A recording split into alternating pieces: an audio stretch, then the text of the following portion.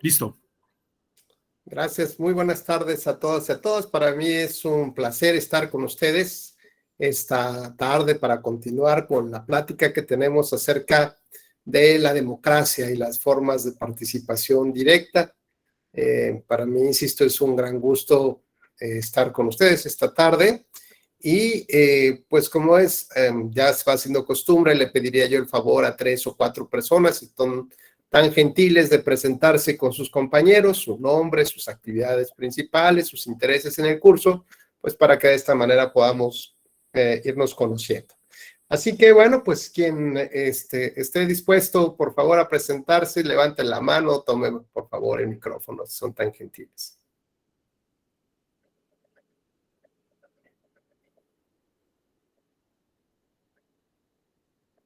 Adelante, Ceci, por favor. Buenas tardes. Buenas tardes a todos y a todas. Yo soy Cecilia Soto, tengo 24 años y soy licenciada en Ciencias Políticas y Administración Pública. Este es el segundo diplomado que tomo en la Escuela Judicial y pues tengo muy altas expectativas en el curso, ya que el pasado me gustó mucho. Y en el ámbito electoral he trabajado en el Instituto Nacional Electoral y soy del Estado de México, del municipio de Toluca. Muy bien, excelente, Ceci, muchas gracias y muy buena tarde. Después tenemos Javier Santiago, por favor.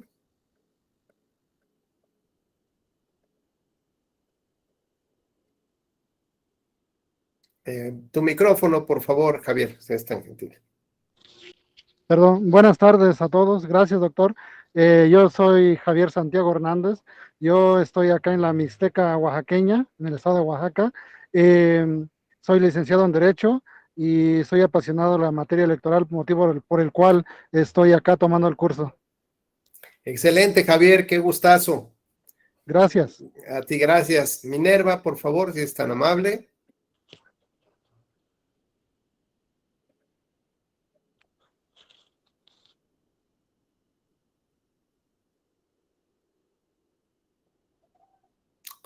Tu micrófono, Minerva, por favor, no se escucha.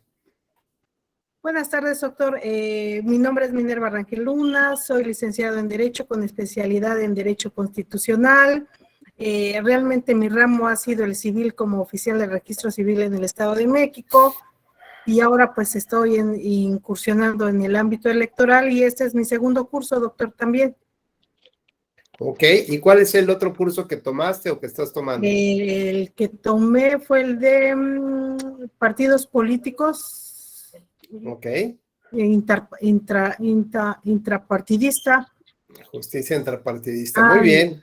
Sí, doctor, gracias. Gracias, qué gusto, Minerva. Buenas tardes. Anel, por favor. Hola, ¿qué tal? Buenas tardes. Vamos a devolver 500.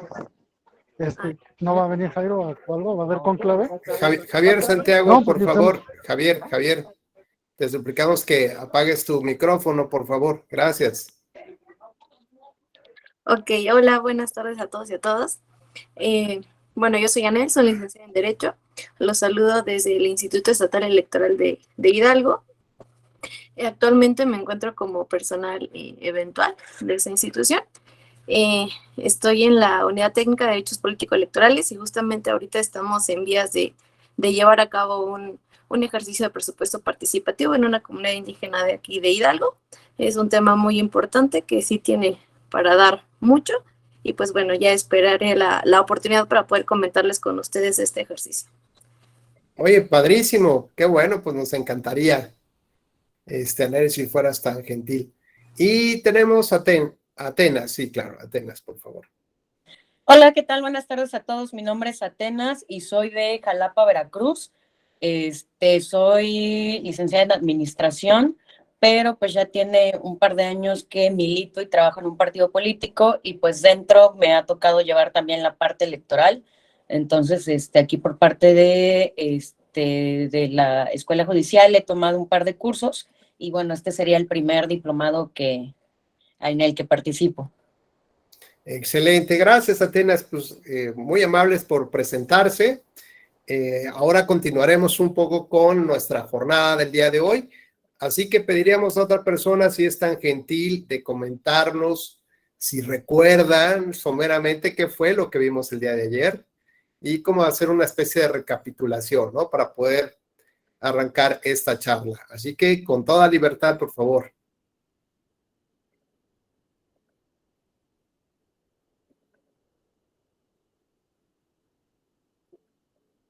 Abel, por favor, si es tan amable, buenas tardes.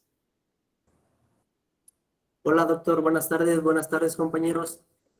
Pues algo que se me quedó muy presente, doctor, de la charla del día de ayer, fue este concepto de la legitimidad democrática.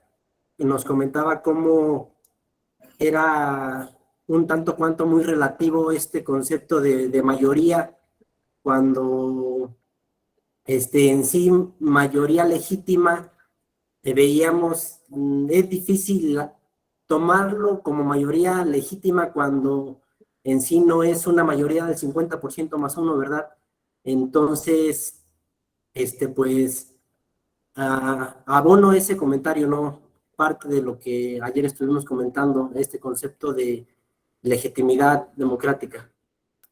Perfecto, gracias, Abel. ¿Alguien más que haya estado presente en el curso y no se haya dormido? Andrés, por favor, buenas tardes. Hola, ¿qué tal? Buenas tardes, doctor. Pues justamente también hablamos de las formas de gobierno, de hecho fue la primera lámina. Hacíamos el comentario que no habíamos avanzado en esa parte, pero bastante nutrido a los comentarios de los compañeros. Y pues también hablábamos de el aborto, hablamos de la democracia participativa, entre otros temas.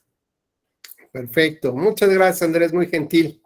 Pues bueno, justamente hablar de la democracia, pues tiene, digamos, como ciertas líneas de dónde tratar el tema, ¿no? Y la democracia tiene que ver con un estilo de gobernar, con una tipología de Estado como tal, ¿no? Entonces, cuando hablamos de la democracia, pues forzosamente vamos acudiendo o recurriendo a otro tipo de conceptos desde el cual parte la formación del Estado mismo.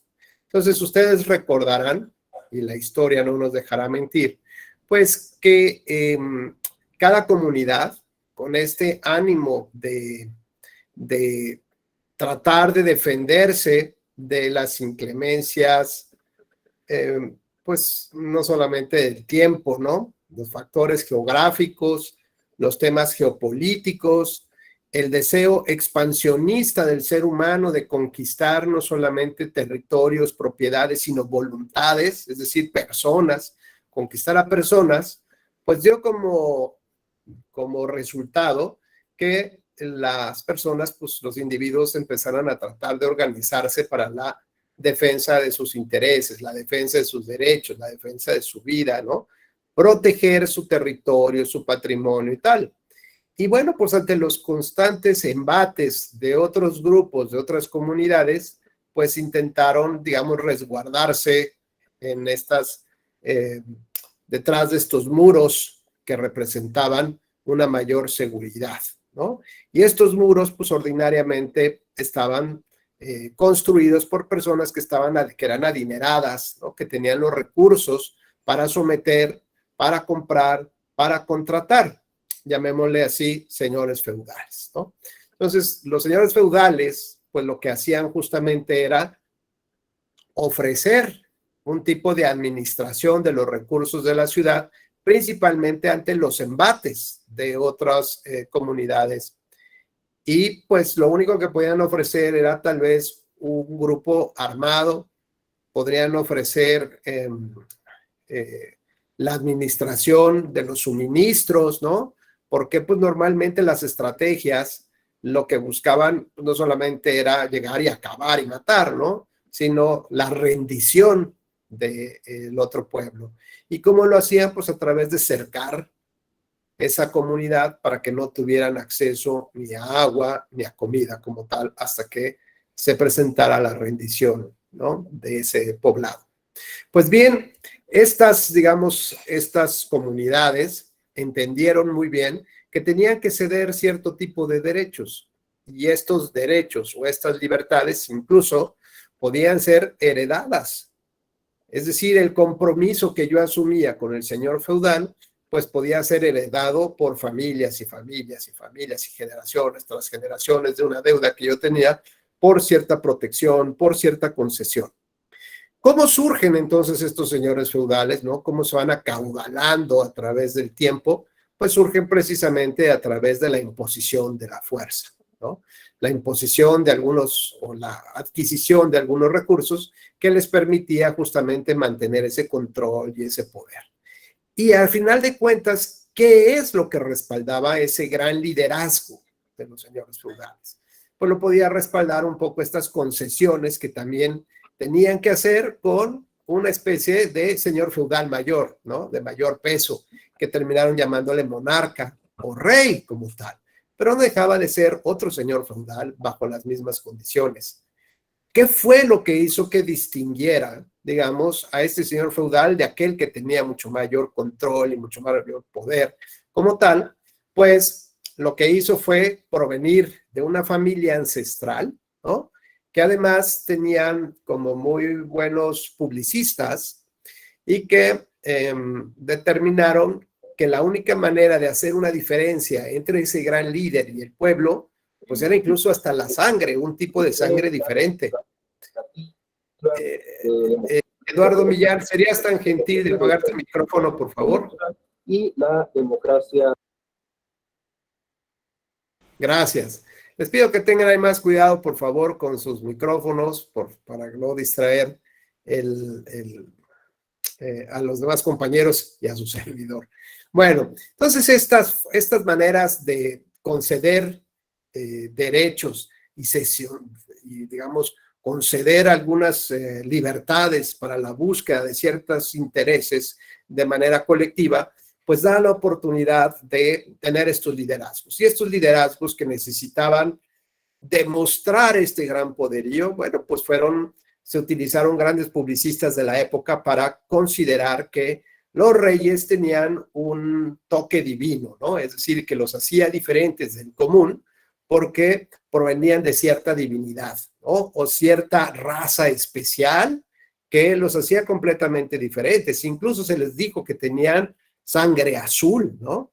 Es decir, un color de sangre diferente. Y por lo pronto, bajo estos temas y esta forma de mostrar estos poderíos, pues muchas de las personas también ante la ignorancia, pues se fueron sometiendo justamente a esta manera de vislumbrar y de percibir justamente una ideología, un proyecto como tal. Y bueno, pues los grandes señores feudales pues querían tener reunida a su gente, crearon justamente estos propósitos colectivos mediante los cuales la sociedad se pusiera a trabajar, la gente se pusiera a trabajar en concreto para poder ir avanzando y progresando como tal, hasta el punto de que estos pequeños territorios se convirtieron en villas y las villas en ciudades, y así fue más difícil gobernar a la ciudad, ¿no? Entonces, estas comunidades mucho más grandes, ya no solamente tocadas por la mano de los dioses o con una condición especial que hiciera verlos como seres que podían vislumbrar hacia dónde tenía que dirigirse la comunidad o la sociedad, pues necesitaron ante la ampliación, pues necesitaron empezar a ceder terreno. Y estas cesiones de terreno del propio poder hizo que pues se fueran creando, digamos, espacios de debate público para analizar los temas de la ciudad. Las ágoras, por ejemplo, en las ágoras se reunían, en estos espacios o plazas públicas, se reunían a comentar, la gente comentaba cuáles eran los temas que preocupaban, por ejemplo, el tema del agua dentro de la ciudad, los desagües, el tema de las medicinas, el tema de la salud, de los malos olores, en fin, los temas propios ya de una gran ciudad como tal. Así que estas concesiones de los grandes monarcas hizo que empezaran a fijarse estas, digamos, como destinatarios, pues personas que podían provocar o dar recursos importantes al reinado.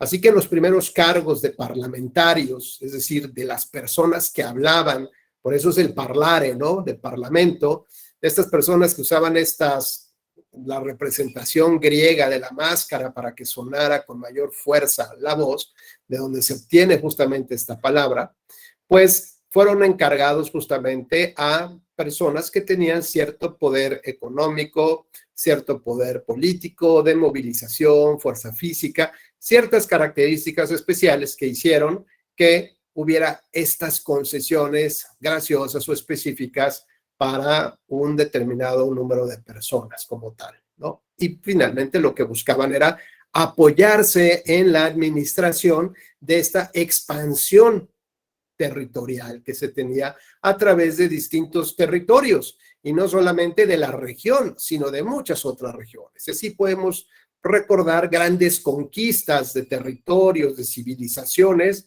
donde en realidad no buscaban masacrar a los ejércitos ni a las comunidades, sino lo que se buscaba, por ejemplo, en la época del florecimiento del Imperio Romano, pues justamente era la posibilidad de tener la administración de los recursos que se obtenían de aquellas ciudades como tal. Bajo este esbozo, ¿no? De cómo se fueron dando los estados, pues también que había que considerar algunas otras cosas, las circunstancias propias de esas comunidades. Y esas circunstancias propias, pues nos enseñan que probablemente existían guerras, que existía este espíritu expansionista de los monarcas, que había también esta idea de generar alianzas matrimoniales, familiares, para que llegado en cierto momento, una familia, por ejemplo, los descendientes de una familia prácticamente gobernada toda Europa, ¿no? De esta manera, lo que quiero decirles es que la creación del Estado o la creación de los diversos tipos de Estado tiene que ver mucho con las circunstancias particulares en las cuales vive esa sociedad. Y una circunstancia particular, Rafael Coronado, pues tiene que ser justamente el tema de la religión. La religión, cuando se funde y confunde con la manera como se administra una sociedad, pues nos llama mucho la atención que existan democracias, ¿no? Sustentadas en la religión. Entonces, ¿qué es lo que termina, digamos, en lo que es lo que deberíamos de fijar para poder determinar si algo es democrático o no lo es, ¿no? Hay grandes autores que han tratado esta temática y nos señalan que las tres características de un Estado, o lo que, digamos, los puntos fundamentales, Atenas, en los que tendríamos que fijarnos para poder ubicar de qué tipo de Estado tenemos, y ya de ahí después pasar al tema de la democracia, tiene que ver, primero que nada, cómo las personas eligen a sus líderes. ¿Estamos, Atenas? Primero, cómo las personas eligen a sus líderes. Segundo, cómo interactúan los líderes con el poder mismo, con el ejercicio del poder mismo. Es decir, hay equilibrios, hay controles del poder, hay un respeto entre quienes ejercen el poder o no lo es. Y el tercero tiene que ver con ese gran líder, la relación que existe entre ese gran líder y el parlamento, los diputados.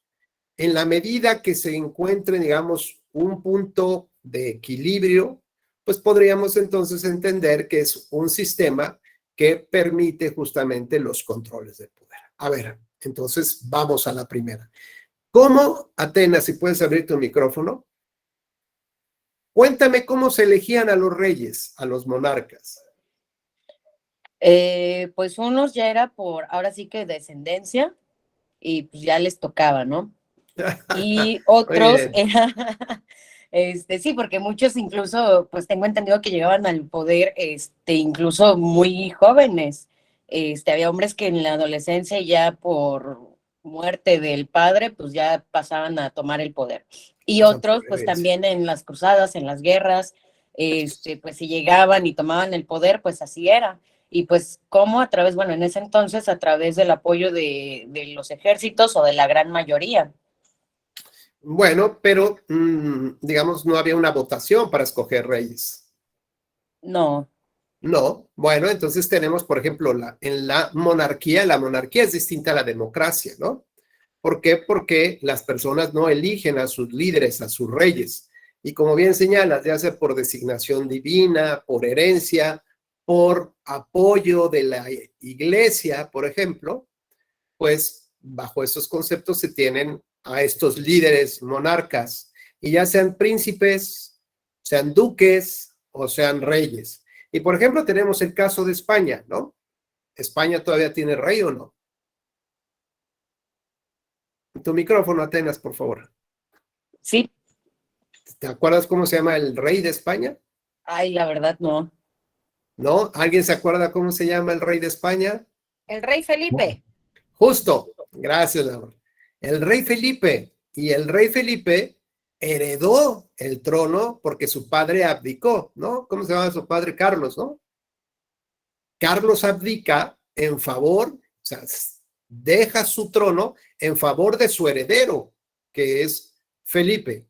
Ahora, el gran problema que tiene digamos, los lineamientos de la herencia del trono es saber si el siguiente en la línea de sucesión puede ser una mujer, ¿no? Porque hasta donde tengo entendido, Felipe tiene mujeres, no tiene hombres, no tiene hijos varones, tiene hijas mujeres.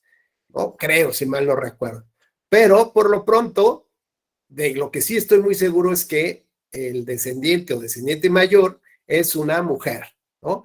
Y entonces está el gran debate ahí en España si una mujer puede ser la reina de España o no, independientemente de que habrá muchos españoles que digan que ya la monarquía dejó de tener ese peso específico que antes tenía. Es decir, es una monarquía ceremonial, una monarquía pues de adorno, pues una monarquía que a lo mejor vende tazas, ¿no? Vende fotos y vende la galletita y lo que quieran, ¿no? Pero al final de cuentas no tiene una intervención tan directa en la toma de decisiones, por ejemplo, a partir de este reinado. Por otro lado, tenemos los Emiratos Árabes Unidos, ¿no? Y de unidos, pues no tienen mucho. En realidad son principados, 7 principados independientes, cuyos líderes también no pueden ser electos y son descendientes de las familias originarias y principales, ¿no? Como tal. Y digamos que lo que han tenido de unión a últimas fechas es que, digamos, cada uno de estos principados se hace cargo de un recurso natural. Por lo menos así me platicaron la historia en una ocasión que estuve en Dubái. Y decían, el Principado X se encarga de la explotación del gas. El Principado X se encarga de la salinización, ¿no? El Principado X se sale de la tecnología. El Principado tal y tal y tal, ¿no? Entonces, cada quien tiene un principado que se dedica a una cosa para no pelearse con el otro principado como tal, ¿no? Y entre todos ellos gozan de los mismos intereses económicos y muchas otras cosas. Pero bueno, finalmente también tienen, digamos, esta especie de sucesión por herencia, ¿no? Tampoco se elige por lo pronto, tampoco es democrático. Y cuando hablamos de la República de Corea del Norte, pues como que tampoco tenemos mucho ahí de república, de división de poderes. Entonces, no solamente por el nombre, el tipo de gobierno, digamos, que bautiza el nombre oficial de un estado, significa que realmente su esencia sea esa, ¿no? Como tal. Por ejemplo, ahí, si mal no recuerdo, hay otro estado que tiene, no me acuerdo ahorita el nombre, pero es República, y luego viene el nombre de la religión, ¿no? Y luego ya viene el nombre del estado. Hay pocos estados que solamente tienen el nombre sin apellidos, como Jamaica. Pues es Jamaica, y es Jamaica y nada más, ¿no? En cambio, nosotros ¿cuál es el nombre oficial de México? Atenas, si te acuerdas, ¿cuál es nuestro nombre oficial?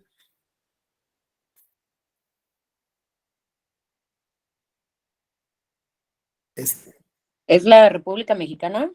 O Estados Unidos. Estados Unidos. Estados Unidos mexicanos. Ahí no tenemos, digamos, el apellido del tipo de Estado que conformamos, que es una república democrática basada en un Estado de derecho, ¿no?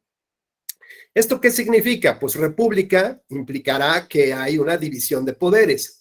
Democrática, que los ciudadanos elegimos a nuestros gobernantes. Y sobre un Estado de Derecho, pues finalmente que lo que debe imperar es la norma jurídica, las instituciones. Pero fíjense cómo a veces, cuando elegimos, ¿no?, democráticamente, es decir, cuando hay posibilidades de que la sociedad realmente escoja a sus gobernantes, pues, digamos, nos encontramos en una democracia sana. Es decir, una especie de ejecución de esta frase del poder del pueblo para el pueblo y por el pueblo, ¿no? Como tal, donde la soberanía reside en el pueblo. Entonces, cuando esta democracia está enferma, ¿no?, cuando el poder, que es algo vivo, que es algo, digamos, no es una piedrita, ¿no? No es una frase nada más, realmente el poder se ejerce, ¿no? Imagínense, ¿se acuerdan de como en la película del Señor de los Anillos, el Gollum? Este hombrecillo extraño que buscaba el anillo, ¿no? Y se ponía así como loco porque el anillo, bueno, imagínense así a los candidatos, ¿no? El poder, el poder, el poder, a costa de lo que sea, quiero tener el poder y como tal. Bueno, pues significa que hay una fuerza que se encuentra viva en ese ejercicio del poder. Y ese ejercicio del poder, pues, se dispara para todos lados. Y lo que hace el Estado de Derecho es meterlo dentro de una caja, ¿no? Inside the box, así le dice. Y esa caja debe tener la suficiente fortaleza para que ese poder no se salga más allá de los límites establecidos.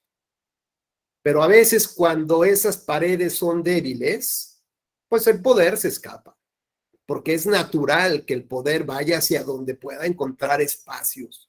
Y dicen, donde hay un vacío de poder, hay otro poder que lo va a llenar. Entonces, cuando tenemos estas debilidades de límites y de fronteras, de controles y de equilibrios, pasamos del ejercicio de una democracia, pasamos a una autocracia, pasamos a digamos, elecciones de un partido hegemónico, como vivimos muchos años. ¿En qué sentido? Pues, por ejemplo, imagínense que solamente en una época los ciudadanos, en un país muy democrático, con una democracia muy sana, solamente podemos votar por un candidato a presidente de la República. Solo hubo un candidato a presidente de la República. Bueno, una cosa es que podamos nosotros participar en la elección y otra cosa es que haya un candidato. Otra cosa es que hayan acabado con la oposición, con la sociedad civil, que no tenga posibilidad de presentar a un candidato y por lo tanto, pues es una especie de farsa de democracia. Lo que sí queda claro, y no es farsa, es el debilitamiento de la democracia. ¿Y qué pasa cuando este partido hegemónico tiene o decide incluso quiénes van a ser los candidatos de la oposición? Tiene sus partidos satélite, ¿no?, que lo que ayudan es a dividir o difuminar el poder del voto ciudadano entre muchos candidatos, entre muchos partidos, con este argumento de que, claro, hay que escuchar a las minorías y a los grupos en situación de vulnerabilidad, que sean verdaderamente representados. Pues también son estrategias, no digo que esté mal, pero también son estrategias para dividir ese voto. Entonces, es otro golpe más a la democracia. Y cuando pasamos a un estado hegemónico, donde es el que dicta las reglas, porque tiene el control hasta de la oposición y de los medios de comunicación, pero permite una participación, ¿no? Vengan ustedes y voten, pero pues ya saben qué va a pasar con su voto, ¿no? En qué va a terminar. Entonces hablamos que después de este partido hegemónico entramos a un totalitarismo. ¿Esto qué implica? Pues que implica lo que la palabra nos dice, la totalidad del control del poder.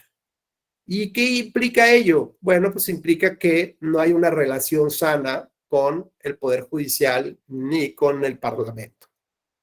¿Por qué? Pues porque todo el mundo llega, levanta la mano, ¿no? Son las decisiones del Poder Ejecutivo, son las decisiones del líder máximo, y nadie tiene posibilidad de someterlo a una crítica.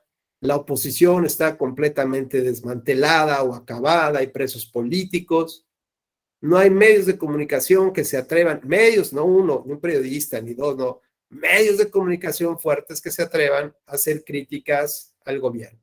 E inmediatamente pasaremos del totalitarismo al absolutismo, donde solamente yo decido, incluso por ustedes, hijos míos, ¿no? Yo decidiré por el gobierno, lo que implica el gobierno. Yo seré el Estado, yo soy el Estado, yo encarno el Estado mismo. Y entonces pasamos de este, digamos, absolutismo, del totalitarismo al absolutismo, hasta que llegue el punto donde la sociedad se encuentre asfixiada. El siguiente paso que encontrará sería generar un movimiento disruptivo. Es decir, no buscará, digamos, formar partido político, no buscará hacer candidatos independientes, lo que buscará un movimiento que reestructure de fondo las bases que tenemos. Y a partir de esa disrupción como tal, lo que vendrá, pues seguramente será una serie de inestabilidades sociales, económicas, políticas, culturales.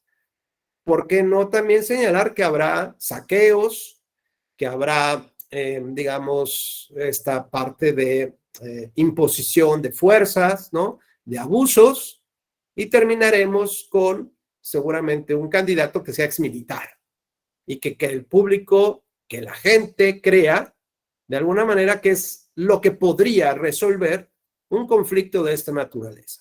Digamos que estos pasajes que voy diciendo, pues es solamente lo que hemos recogido a través de la historia. Cuando esta caja no tiene la debida fortaleza para mantener dentro de los límites aceptables el poder.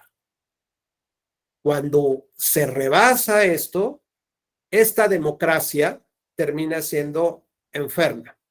Esta democracia termina siendo, digamos, dando pauta justamente a la justificación de otro tipo de decisiones mucho más complejas de entender. Entonces, las circunstancias propias que envuelve a cada comunidad en su propia historia es lo que va determinando justamente la tipología de Estado que tenemos, ¿no? Entonces, así como platicamos con nuestra amiga Atenas sobre la monarquía, ¿no? Donde no hay posibilidad de elecciones, hay otras formas de gobierno o de Estado donde sí se permite que la sociedad pueda elegir a sus gobernantes. Y entonces nos ubicaremos en el tema de las democracias. Pero no porque un Estado se llame democrático, como la República Democrática Bolivariana, pues no significa que realmente sea, democrática, o la República Democrática del Congo, por ejemplo, pues no necesariamente implica que sea ni república, que haya una división de poderes como tal, ni tampoco que sea democrática como tal, ¿no? Aunque sí haya elecciones, pero pues traen las armas el ejército para ver quién vota por quién. Entonces, ¿cuál es esa plena libertad? ¿O cómo podríamos decir que somos democráticos cuando no permitimos el voto de las mujeres? ¿O cómo podríamos decir que somos democráticos cuando el voto no es universal, no es libre, no es secreto y no es directo?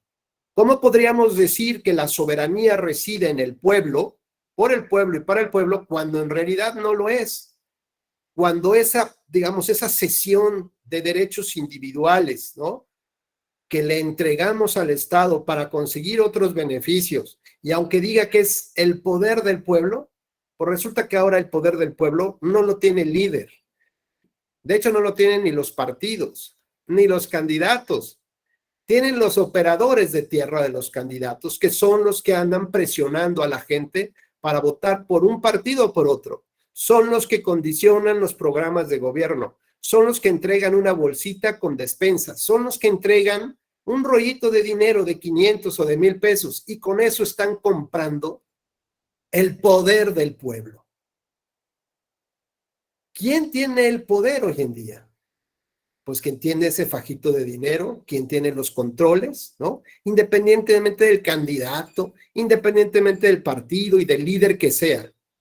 Es una ficción en realidad que sea el poder del pueblo. El pueblo pone, sí, el pueblo establece ahí pone su boleta para determinar quién gana y quién no gana. Y resulta que un candidato a presidente contrata a Cambridge Analytica, una empresa, para afectar la percepción de los ciudadanos en una elección. 2016, elección de Estados Unidos, presidencia. El Partido Republicano, principalmente con Donald Trump, contrata a Cambridge Analytica para generar un cambio de percepción en la sociedad. No generar solamente fake news en las redes sociales, sino lo que genera es una posverdad. ¿Esto qué significa la posverdad? Es un cambio o una posición de percepción de la sociedad frente a un tema determinado, olvidando datos fríos, objetivos y claros, ¿no? Así como cuando dicen estas frases, que luego a veces me río mucho cuando dicen, es que el PRI robó más, ¿no? Es que el PRI robó más. Bueno, pues sí, no, pero bueno, ahorita se nos está cayendo aquí el techo. Sí, pero el PRI robó más. Bueno, ¿y eso qué? Y no es porque le vaya al PRI, ni tenga mi corazoncito con un partido, ni mucho menos. Pero de eso se trata la posverdad. Cambiar la línea discursiva en las redes sociales, generar un posicionamiento que alguien quiere en particular, dejando de lado los datos duros y los datos objetivos y fríos. Por alguna razón, no lo sabemos exactamente, pero sí se cree que Cambridge Analytica cambió el destino de Estados Unidos. Tan es así que, bueno, fue sometido a juicio por crear estas ideas y estas historias de posverdad. Entonces, fíjense, realmente es una plena libertad la del ciudadano la que tiene para poder elegir a un candidato cuando ni siquiera quieren participar, por ejemplo, en un debate. No hace mucho, en las elecciones pasadas en Colombia, uno de los candidatos presidenciales decidió que no iba a participar en un debate y por lo tanto no iba a participar. El asunto llegó hasta un tribunal, hasta su Corte Suprema, creo, o hasta, creo que su Corte Suprema, y determinó que era un derecho de los ciudadanos escoger, ¿no?, a uno de los candidatos bajo la libertad y el derecho de información. O sea, ¿cómo voy a optar por alguien que no me ha dicho qué va a hacer cuando gobierne? ¿Cuál es su programa de gobierno, su ideología, su plan? No sé nada. ¿Pero qué tal sale en TikTok? Tenemos, por ejemplo, el caso del Ecuador. En las elecciones pasadas, el candidato presidencial que terminó en tercer lugar, ¿no?, era el candidato, digamos, conservador. El candidato que, ya todo el mundo sabía qué marca representaba, ¿no? Sí, no iba a decir, es que, oye, si siempre tomé Coca, ahora ya cambié a Pepsi. Créeme que ya cambié a Pepsi. No, seguirás tomando Coca, o eso es lo que vendes como tal, ¿no? Entonces, este candidato, por más que intentaba cambiar su discurso, cambiar su imagen, pues no tuvo éxito. Pero resulta que ya en el último tramo de la campaña, cambian de publicista, ¿no? Y en lugar de hacerle la campaña que estaban haciendo, derivan toda su campaña en TikTok. ¿Y qué promocionó en TikTok? ¿Qué debate? ¿Qué programa? ¿Qué planeación? Ninguna. Era un candidato que se ponía un mandil y salía al asador, al jardín y echaba unas carnes. Y abría una cerveza. Un candidato, ¿no?, pues que lo veíamos en su casa, ¿no?, y que de repente bailaba y todo el mundo se reía y tal.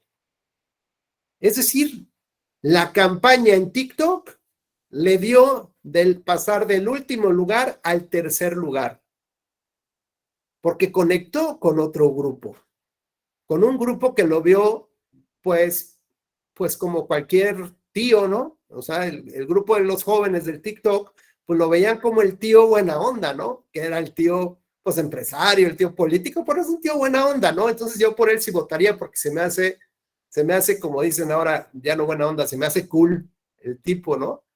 Y porque no hacía nada más que cocinar un pastel y sacar cosas del horno y lavar los trastes. ¿Y qué tipo de programa y planeación tenía para la sociedad? Ninguna, ninguna. Entonces, ¿cómo fue que la sociedad, ¿no? Los electores votaran por él y lo llevaran del último hasta el tercer lugar? Incluso los estudiosos de estos temas dicen que si le hubieran dado unas 2 semanas, si hubiera tenido 2 semanas más, hubiera entrado a la segunda vuelta, hubiera llegado al segundo lugar y en esos ya hubiera ido a una segunda vuelta presidencial.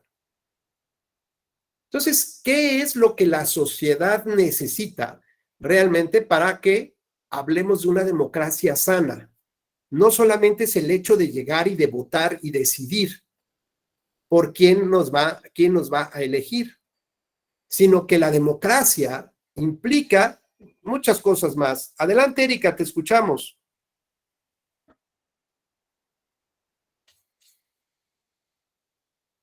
Erika.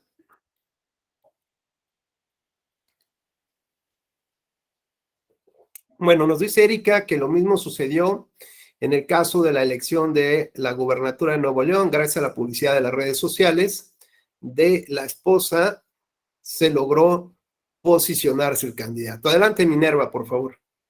También pasó igual en el caso de Nezahualcóyotl, no recuerdo qué periodo, pero viene un presidente municipal con capacidades distintas y la gente, bueno, lo que manejaron fue que como tenía capacidades distintas, pues ya no iba a robar y recupera la presidencia de Nezahualcóyotl en su momento. Pero nadie lo seguía, en lo que fue la campaña nadie lo seguía, tenía 20, 30 personas como mucho, pero ganó. Claro. Fíjate qué interesante lo que comentas, ¿no?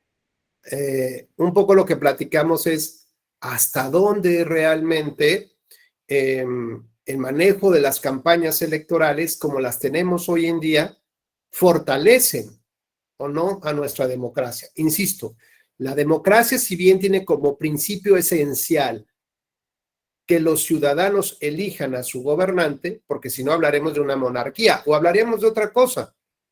Pero nosotros, si tenemos esa posibilidad de elección, entonces nos ubicamos en este estilo de gobierno, ¿no? En esta tipología que nos señala que hay democracia. Pero entonces tendríamos que entender a la democracia desde otros conceptos, porque nos parece que esto solamente de votar no da el entendimiento adecuado de lo que debiera ser la democracia. Entonces hablamos de que hay una democracia sustancial o sustantiva y una democracia formal, ¿no? Esta democracia formal, pues es la que aparece en el librito, la que aparece en la que si votamos o no votamos, que si tenemos un voto libre, que si tenemos esto y esto. Y entonces podemos decir o nos podrían catalogar que México es un país democrático. Perfecto. Me parece padrísimo. Pero resulta que las campañas electorales están repletas de dinero ilegal. Que las campañas electorales están sustentadas con el apoyo, en algunos casos, de grupos organizados prohibidos por la ley, ya sea de la delincuencia o gremiales o empresariales. Y entonces, ¿de qué tipo de democracia hablamos, no? Entonces, en esta historia de la democracia nos dice que también hay que considerar si realmente tenemos respeto por la otra persona, si tenemos respeto por la disidencia, si tenemos respeto por la crítica, por el cambio de opinión, o todos somos traidores, ¿no? Traidores a la patria. El respeto a las razones y el compromiso por construir un acuerdo común sobre los asuntos públicos. Estos son 3 elementos esenciales de la democracia sustantiva. Y entonces nos debemos ubicar en cualquier momento histórico para saber si la población tiene respeto por la otra persona, respeto por escuchar razones y a partir de las razones tratar de construir un acuerdo común, porque finalmente hay más cosas que nos unen que de las que nos separan.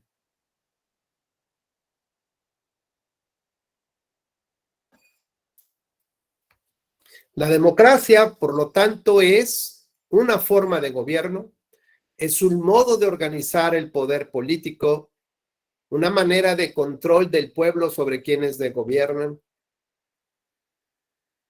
Son muchas cosas las que encontramos finalmente en la democracia. Y justamente las maneras como elegimos o no se eligen a los gobernantes nos da un estilo de gobierno como la monarquía, la tiranía, la aristocracia, la oligarquía, la politeia y la misma democracia, ¿no? En uno, donde hay un solo líder, pues está el monarca y el tirano. Está el dictador. Donde hay unos pocos, pues son justamente el que tiene los recursos, el que tiene el conocimiento tecnológico, o tal vez un pequeño grupo que es honesto, ¿no? No requieres más para gobernar, sino que sea ético y honesto. Y así sucesivamente, ¿no?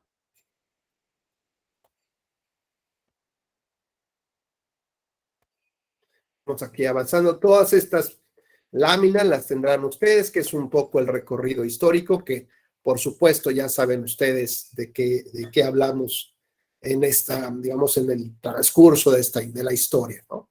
Cuando ya nos ubicamos más bien en lo que es la democracia moderna y principalmente en los países de Occidente, implica un constante y delicado equilibrio. ¿Entre qué? Pues entre algo que está vivo, entre algo que se mueve, ¿no? Cada instante cambia de forma. Es decir, es como si fuera agua de un manantial, ¿no?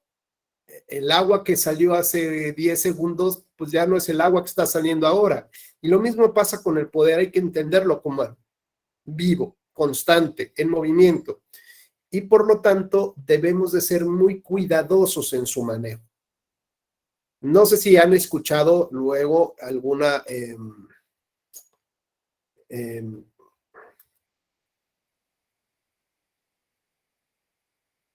han escuchado de pronto en la televisión alguna serie o alguna cosa así, cuando van a desactivar una bomba, ¿no? Dice muy frágil, manéjese con cuidado, ¿no? Lo que llevan ahí en ese cilindro metálico, ¿no? Si se mueve tantito es muy frágil y podemos explotar todos, una cosa así luego pasa. Pues justamente eso es el poder. El poder es muy frágil y tiene que manejarse con mucho cuidado. ¿Para qué? Para no desviar ese poder y generar otro tipo de ambiciones. Así que bueno, este equilibrio constante tiene que ver con el voto, por supuesto, porque es lo que nos identifica como un sistema democrático, que podamos elegir a nuestros gobernantes. ¿Cómo va a ser ese voto? Es la primera pregunta. Y entonces alguien me va a decir, Abel ya está tomando ahí nota seguramente, y me va a decir, bueno, pues son los principios constitucionales del voto, ¿no? ¿Te acuerdas, Abel, qué dice nuestra Constitución de estos principios? Si los puedes recordarle para tus compañeros.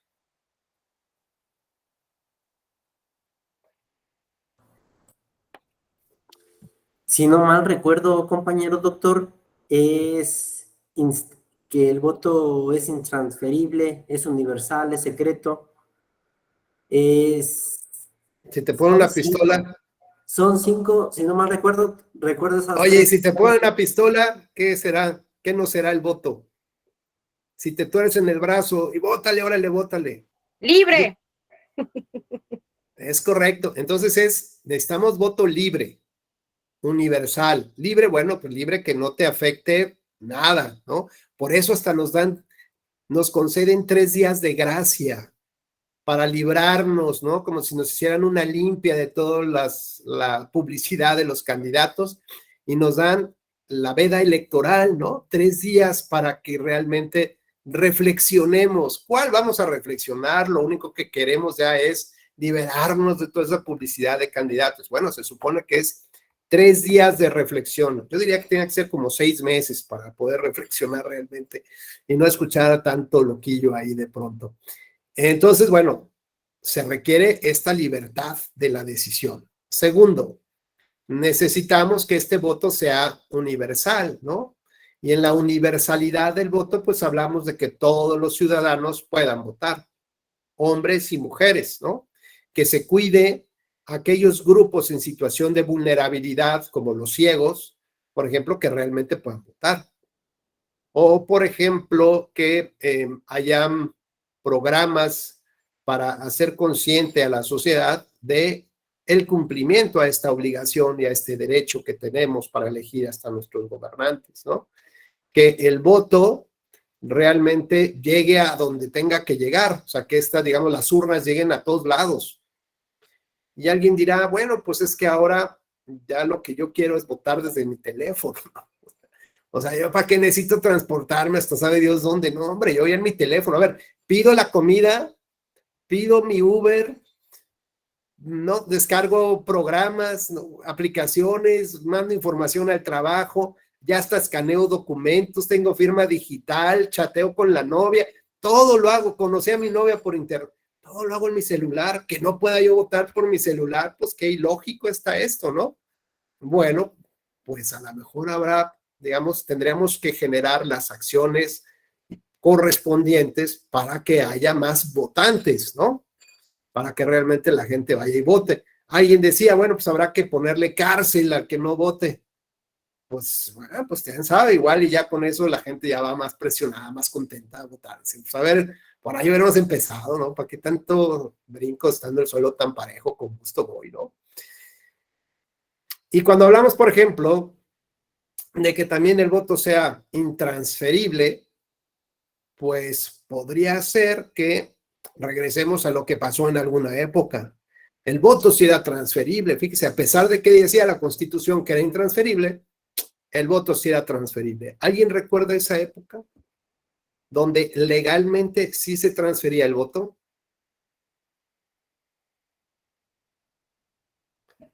Óscar Juárez, ¿recuerdas algo por ahí? ¿Coaliciones? Laura, adelante. Un poquito más en la modernidad, en las épocas de los sindicatos, que todos votaban como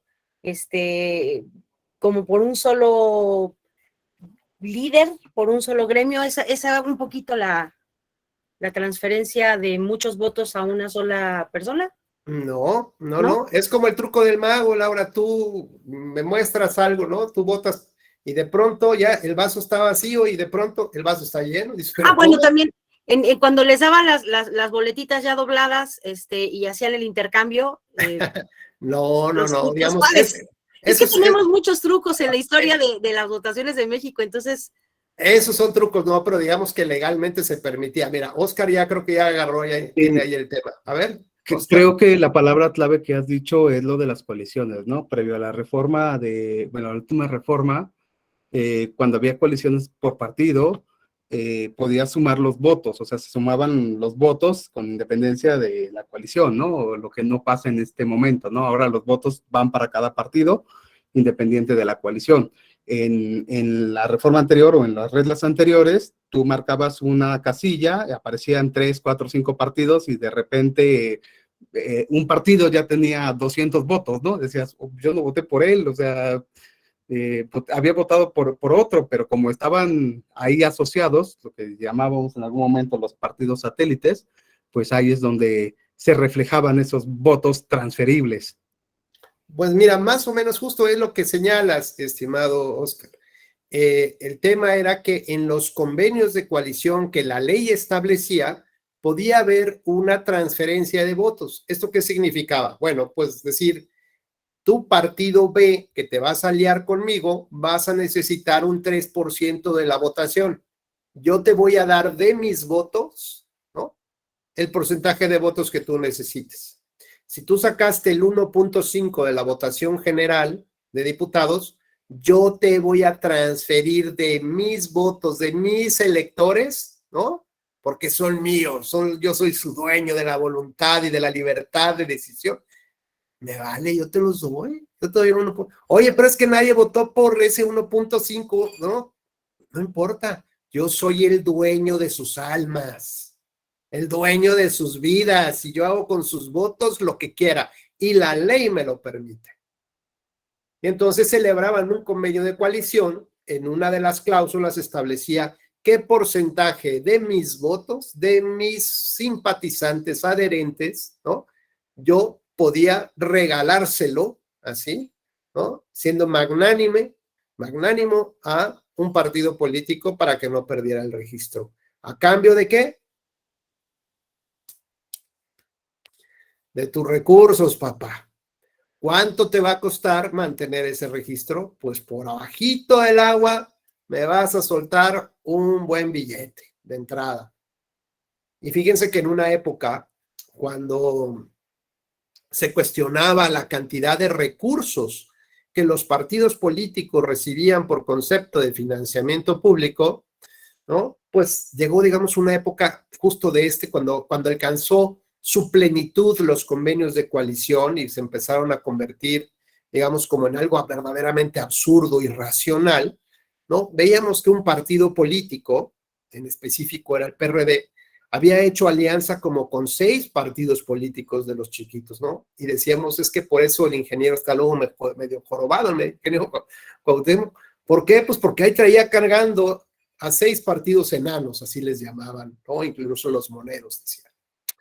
Y decíamos, bueno, ¿y cuál es el negocio? El PRD les está dando votos a estos partidos. El PRD les está dando curules que les corresponden al PRD, se las está dando a ellos. Y veíamos, ¿y ellos qué le dan al PRD?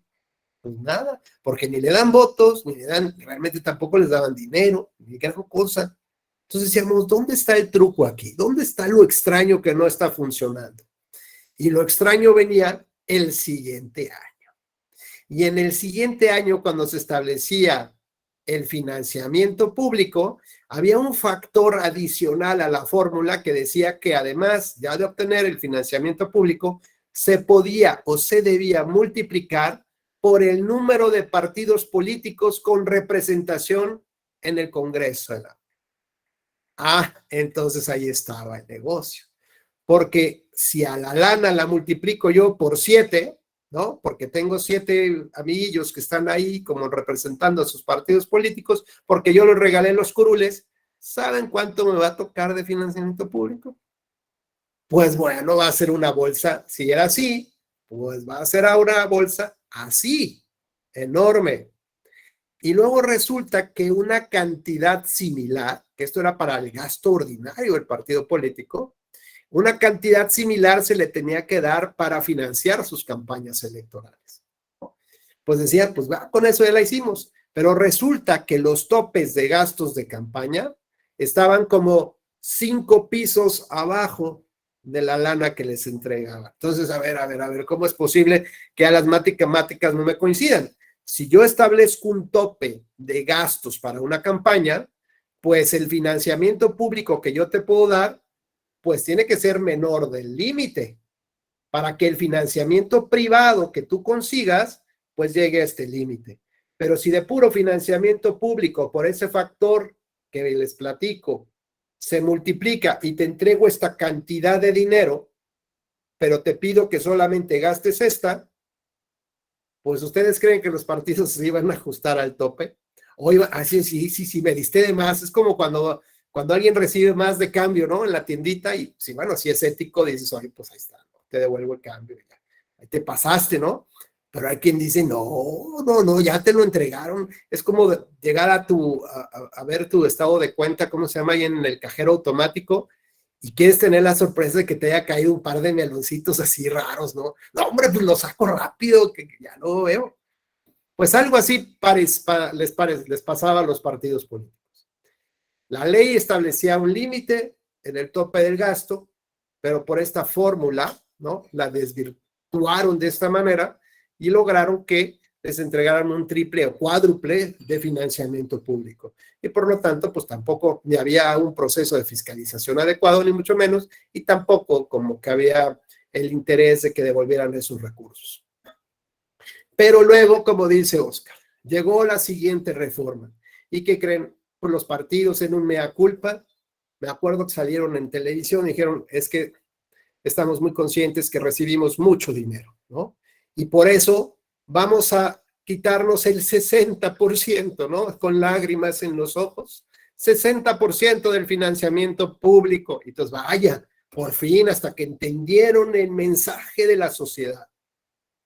Pero cuando empezamos a ver el proyecto de reforma, resulta que el 60% o más que gastaba un partido político lo gastaba ¿en dónde creen?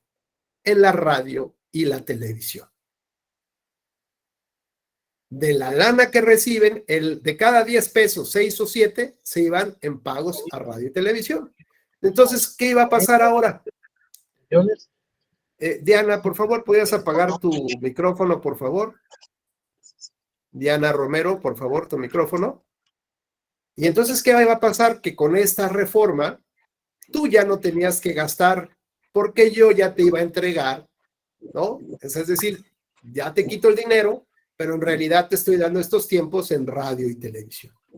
Y entonces, la mea culpa, las lágrimas, es decir, estamos entendiendo a la sociedad que no podemos, pues claro que ya no iban a gastar, el único que perdió ahí, pues fueron las televisoras, ¿no? Las concesionarias. Yo me acuerdo que hubo una época que las acciones de Televisa salieron súper lesionadas porque tenían una venta de futuros, ¿no? El valor de las acciones también se determina a partir de lo que vas a ganar, lo que vas a recibir, lo que vas a vender de productos durante el siguiente año. Y pues claro, ya había la tradición que todos los partidos pasaban por las televisoras y pues tenían que soltarle el 60 o 70% de sus recursos o más. Y entonces cuando Televisa anuncia que no tiene garantizadas esas ventas de futuros, pues sus acciones se bajan. Entonces realmente los grandes perdedores ahí, obvio, no fueron los partidos políticos. ¿Se acuerda como aquel anuncio de una obra de teatro que decía, entre mujeres podemos destrozarnos, pero nunca hacernos daño? Algo así. ¿Alguien se acuerda? Laura, ¿tú te acuerdas cómo decía el eslogan ese? ¿La frase? Sí, decía, entre mujeres podemos despedazarnos, pero jamás nos haremos daño. Era una obra que se llamaba Los árboles mueren de pie. Ah, gracias por esta información. Bueno, pues lo mismo dicen los partidos, ¿no? Entre los partidos políticos podemos despedazarnos, pero al sistema de partido nunca le haremos daño, ¿no? Entre ellos se podrán pegar lo que quieran, pero se van a aliar para no recibir un golpe de la sociedad, ¿no? Bueno, entonces veamos cómo, pues por un lado dicen una cosa, pero por otra terminaron justamente demostrándonos pues todas estas flaquezas que tiene nuestro sistema electoral. Bueno, vamos a ir avanzando y ¿cuáles son los tipos de democracia? Un poco ya hablamos esto que es una forma de gobierno del pueblo por el pueblo y para el pueblo, aunque no se precisa quién es el pueblo hoy en día, ni el grado de profundidad de la participación, ni en la que se realiza. ¿Cuáles son, digamos, yo lo que les comentaba es que tristemente ahora el poder del pueblo, pues se le ha delegado por una razón muy triste a los representantes de los candidatos y de los partidos políticos, que hoy son los que tienen el pleno dominio de la voluntad, de la decisión y de la libertad, por aquella en la cual, digamos, Montesquieu, Rousseau, Voltaire lucharon y dieron sus vidas, ¿no? Estos discursos de los derechos civiles en Estados Unidos, de hoy tuve el sueño, ¿se acuerdan eso? ¿No? Diana Romero, por favor, ¿puedes apagar tu micrófono o le pedimos al área de sistemas del tribunal que bloquee, por favor, los sonidos? Ellos están ayudando. Ya, creo que ya ahora sí ya quedó. Gracias, Diana, muy amable. Bueno, entonces tenemos, ¿cuáles son los tipos de democracia? Pues en términos generales, la que dicta el procedimiento, ¿no? Cómo llevamos a cabo la votación. Pues hablan algunos otros de lo que es la genética, minimalista, responsiva, la participativa, deliberativa, igualitaria o social. Bueno, pues cada quien póngale el nombre que quiera. La democracia me parece que es mucho más allá de los nombres y de las clasificaciones que tengan. La democracia, como lo comentábamos el día de ayer, se trata justamente de encontrar los mecanismos necesarios para poder tener el estilo de vida al cual nosotros aspiramos. Y hay una democracia directa, claro, que es la participación ciudadana en la toma inmediata de decisiones del gobierno, de administración pública, de cualquier materia. Pues, finalmente se basa en esta idea de la representación popular.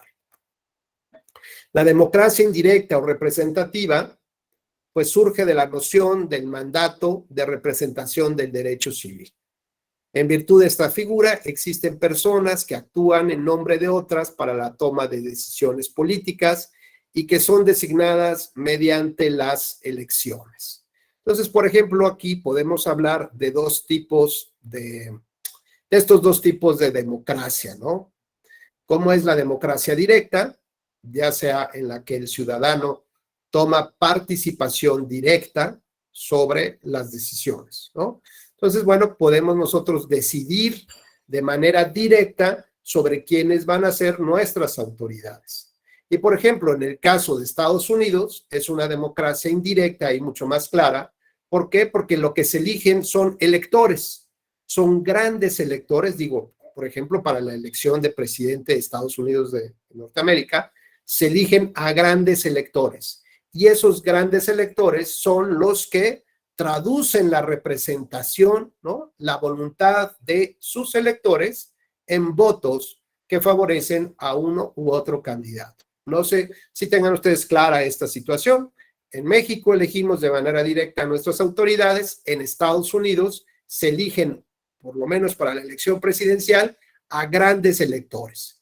Y estos tienen un peso específico, ¿no? Dependiendo de los estados también de la Unión, cada estado representa un número de votos. Así que, por ejemplo, el estado de Hawái, pues tiene un costo, tiene un peso de un voto, por ejemplo. Hay otros estados como el de Texas, no recuerdo el peso que tiene el número de votos, pero pues, evidentemente por la población, el tamaño del territorio, a lo mejor puede tener 5 o 6 votos como tales, ¿no? Y así sucesivamente hasta que se obtiene el número de votos suficientes para tener ya presidente electo. ¿Hasta aquí vamos bien? Va que va. La democracia mínima o electoralista es un arreglo político en el que el pueblo selecciona a sus gobernantes a través de elecciones, tiene una posibilidad razonable de remover a quienes se encuentran en el ejercicio del cargo si ya no les gusta, como esta especie de revocación de mandato. La democracia garantista, según Luigi Ferrajoli, está construida por normas formales sobre el quién y el cómo de las decisiones que garantizan con la igualdad en derechos políticos la representatividad de las instituciones parlamentarias y el gobierno de la mayoría, y por lo sustantivo, lo sustancial. Por eso decíamos, hay una democracia formal y una democracia sustantiva. Es decir, sobre qué cosa se debe o no debe decidir, las cuales se identifican con los derechos de libertad que el Estado no debe violar y con los derechos sociales que el Estado debe satisfacer. Por democracia participativa, implica el involucramiento efectivo de la ciudadanía, en particular de grupos en zonas de, digamos, de vulnerabilidad para la toma de decisiones públicas, de manera que se logre una redistribución del poder en favor de los ciudadanos, generando un cambio de abajo hacia arriba, y así el pueblo participa en el ejercicio del poder, lo delega, pero siempre controla, ¿no? Tenemos la democracia semidirecta, que es aquella en que la ciudadanía elige representantes, pero a la vez puede participar en la toma de decisiones principalmente, aunque no sean legislativas. Y esta requiere de mecanismos de participación ciudadana y en su visión moderna se articula como democracia representativa, en tanto no se elimina la necesidad de representación política, sino que ésta se complementa.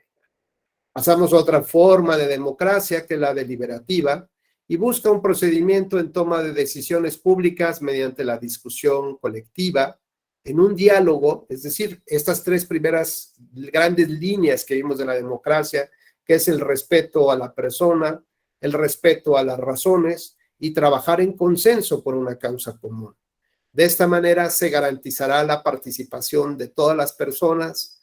Puedes expresar tu punto de vista sin miedo a ser perseguido, ¿no? Criticado, denunciado, ni que tengas ahí una serie de bots y de hates en redes sociales que van en tu contra. Los puntos de vista que se pueden justificar a partir de un interés colectivo y no de preferencias personales, se acepte un consenso de mayorías, como la platicamos el día de ayer, pero mayorías legítimas, no mayorías construidas artificialmente, y se respete algo que le llaman el principio de autonomía moral, por el que existe un ámbito personal de decisiones donde la democracia no debiera de decidir. Bueno, pues tenemos... Déjenme un segundo para ponerles aquí. A ver.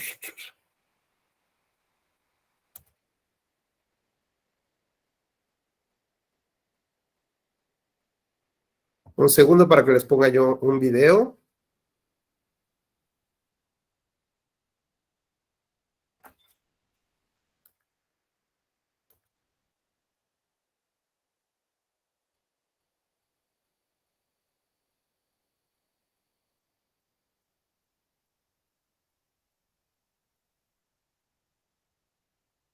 Un segundito y vamos. Ya ven que a fuerza hay que chutarse los comerciales.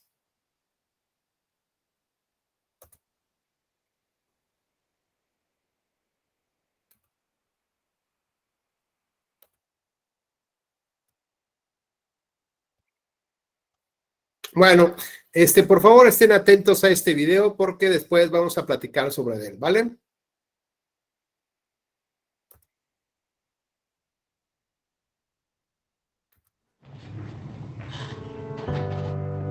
It's easy to put people in boxes.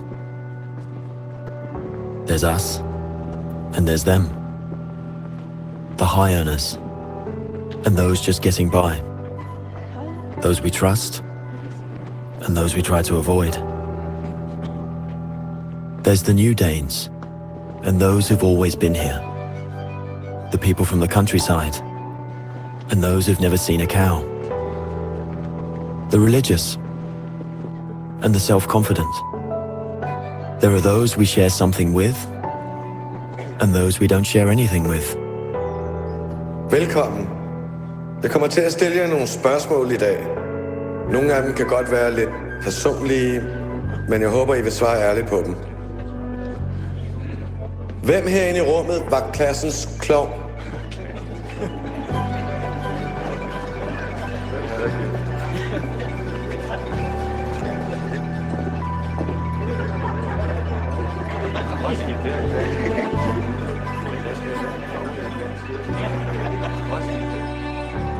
Hvem er bonusforældre?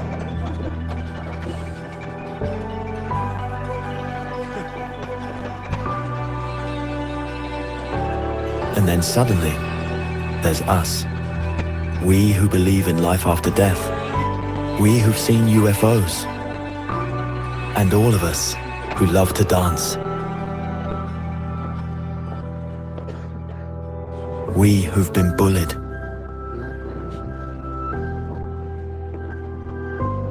And we who've bullied others.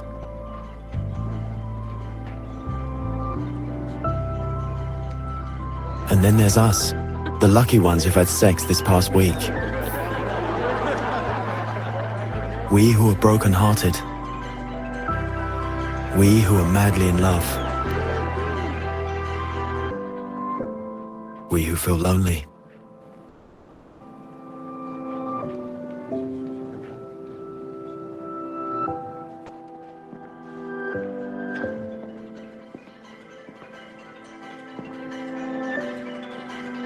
We who are bisexual. And we who acknowledge the courage of others. We who have found the meaning of life. And we who have saved lives.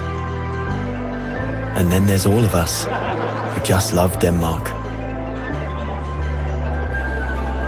So maybe there's more that brings us together than we think. TV2 Denmark. All that we share. Bueno, ¿qué les pareció el video, Viridiana?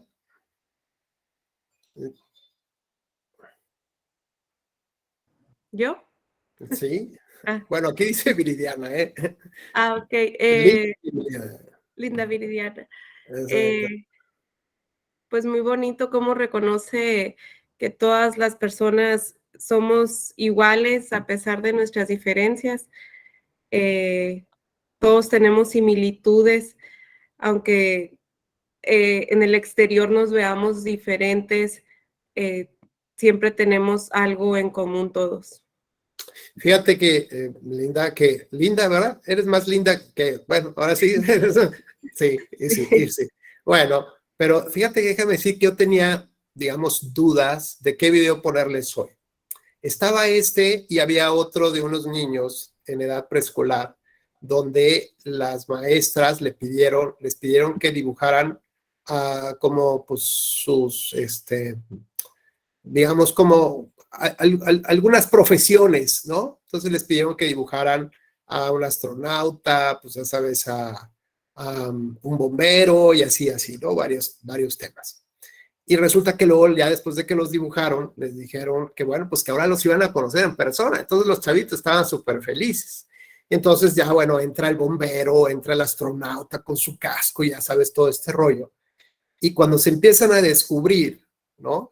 Y les piden que les pongan nombre. Entonces, pues le ponen el nombre, se llama John, se llama tal y tal y tal, ¿no? Y cuando se descubren, pues no era John, ¿no? Era Jennifer. Y el astronauta no era Rubén, no, era Linda, o era Karen, ¿no? Y entonces decíamos, ¿por qué? ¿No? Un poco se cuestionaba, ¿por qué ciertas profesiones terminan siendo, ¿no? O sea, ¿en qué momento nuestra mente termina reconociendo estos cajones que nos muestra este video? Donde nosotros nos encasillamos, donde nuestra familia nos encasilló. Por ejemplo, cuando asistimos, que era el tercer video, asisten a una reunión, aparente reunión de trabajo, y hay varios trabajos que se están solicitando, ¿no? Entonces había uno pues como administrativo, ya sabes, así como medio fresón, y entonces pues llegó el del traje, o la chava con sus zapatitos de tacón y vestido súper presentada, ¿no? Y tal. Y después llegó alguien que venía a hacer un trabajo como de plomería o de mantenimiento, y había un solo sillón, ¿no? Entonces, el que venía al trabajo de mantenimiento no quiso sentarse donde estaba junto a esta muchacha, ¿no? Porque no le corresponde su espacio. Y prefirió estar parado. Y después, cuando fueron llegando, digamos, distintas personas, diversas personas que venían por un puesto en específico, terminaron agrupándose un poco como por la vestimenta. Y entonces el que venía de tenis y de jeans no se juntaba con los que venían trajeados o bien vestidos, ¿no? Y así, y la gente se empezó como a reunir entre ellos. Mi pregunta es que les quiero hacer hoy con mucho respeto, Karen, Linda, Arturo, es, ¿alguna vez nos hemos sentido encasillados? O sea, en el trabajo nos han encasillado, o sea, a ver, tú no opines, tú no digas, tú solamente haz lo que se te mandata, ¿no? O este encasillamiento lo hemos hecho nosotros con otras personas porque se viste así, porque habla así, porque tiene estos orígenes y estas raíces, o porque tiene un apellido así, o porque tiene un coche o no tiene un coche así. Y esto también lo hemos vivido en casa. Entonces, cuando nosotros nos reencontramos con nosotros mismos, cuando tenemos esta posibilidad de reflexionar que en realidad tenemos más cosas en común de las que nos dividen, y podríamos hacer el ejercicio aquí, y podríamos decir quién ha sido el chistoso del grupo, ¿no? Y quién ha sido, pues, el que le ha dado un sope, ¿no? Y quién le ha hecho travesuras, y quién ha hecho esta otra, y quién se peló de clases, y quién se peinaba así, y quién hizo el otro, y quién se emborrachó así con la primera. Y podemos tener tantas cosas en común, ¿no? Tanta historia en común, que lo único que nos cuesta, lo único que nos ha faltado es proyectarnos hacia el futuro. ¿Qué cosas tengo en común con Karen, con Claudia, con Alberto, Salvador? ¿Qué tipo de vida yo quisiera tener para mí y que estoy seguro que ustedes también compartirían los mismos sueños y los mismos anhelos? Pero entonces la pregunta es ¿por qué como sociedad no tenemos esta capacidad de unirnos en función de mejores cosas o por lo menos de mantener lo que hoy en día tenemos cuando sabemos que el futuro no es un futuro prometedor, que hay más población, que hay más polución, que hay menos recursos, que hay menos agua, ¿no? Que hay menos oportunidades. ¿Para qué? Para lograr el estilo de vida que tenemos o que quisiéramos tener, ¿no? Y vimos cómo la pandemia transformó el estilo de vida de cada uno de nosotros. Cómo nos hizo andar con mascarillas, cómo nos hizo preocuparnos por, pues un poco por la salud, por bajarle al cigarro, por bajar de peso, ¿no? Porque no quisiera yo estar en este tipo de circunstancias. Y ahora viene la viruela del mono y no terminamos la pandemia y ya sabemos que las vacunas no nos van a librar de infectarnos y que aparentemente vamos a estar de 3 a 5 años padeciendo este tema de la pandemia y que cada reinfección nos va a provocar que un 25% de la población genere secuelas de coronavirus y secuelas serias del coronavirus. Hay más de 200 síntomas. El tema no ha sido menor. 6 millones de personas fallecieron por el COVID. 6 millones de personas. No es un tema menor. México tiene el 4º lugar en número de huérfanos provocados por el COVID. Es decir, que perdieron a un padre o a una madre. El 4º lugar en el mundo. 2º lugar en el mundo de más pérdidas de personas que trabajaban en el sector salud y fallecieron por el COVID, por ejemplo. Esto nos está transformando como sociedad. Buscamos la mejor información, buscamos los mejores médicos, pero nos conformamos con los políticos peores que podemos encontrar en el mercado de las campañas. ¿Conformados con qué? Pues con líderes de partidos que suben y bajan y destrozan. Conformados con partidos políticos que, pues que no tienen ni siquiera una mínima decencia para escoger a sus candidatos porque todos los escogen a partir de un grupúsculo. ¿Por qué como sociedad no trabajamos en función de eso que sí nos une? Y por el contrario, hay cosas que nos separan. Yo me acuerdo que el primer tuit que tuve, digamos, que dije, no, bueno, yo de aquí al estrellato ya tenía como 100 respuestas a mi tweet. Les voy a platicar brevemente ya porque vamos perfilándonos hacia la salida de esta plática. ¿En qué sentido fue? Una persona que conozco del tribunal decía que su vecina había tenido, que la perrita que tenía su vecina había tenido cachorritos, ¿no? Y mi vecina justo me preguntaba por mi perro que qué raza y que cómo crecía y qué tal. Entonces que ella quería un perro como el mío. Y le dije, es que tú por todo el espacio donde vives necesitas un cachorrín así más chiquito, más peludito, y ya sabes, ¿no? Que brinque, exacto. Yo todavía de menso, ahí voy, y se me ocurre preguntarle a esa compañera que, de qué raza era su perro. No, bueno, 100 denuncias, casi tuve en ese momento, que yo era un clasista, que de qué tipo de raza era yo, que qué me sentía, que en qué siglo vivía. Y yo, bueno, ¿qué les pasa? Era un domingo, estaba desayunando, ¿no? Unas enfrijoladitas, todos tranquilos. Y ya la gente estaba como loca. Y todavía dije, bueno, pues es que se me ocurrió porque necesito saber qué raza es para ver si se lo recomiendo. Y no puedes preguntar eso. Bueno, créanme que ya pasaron como 3 meses que no volví a tocar el Twitter, ¿no? Porque ese de verdad yo no manejo, ni sé cómo funciona.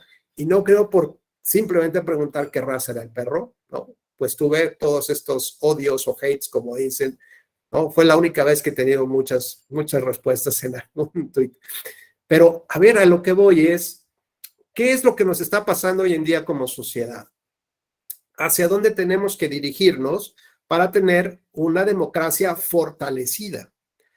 La Organización de Estados Americanos tiene una área específica que justamente se encarga del análisis de la democracia en América Latina.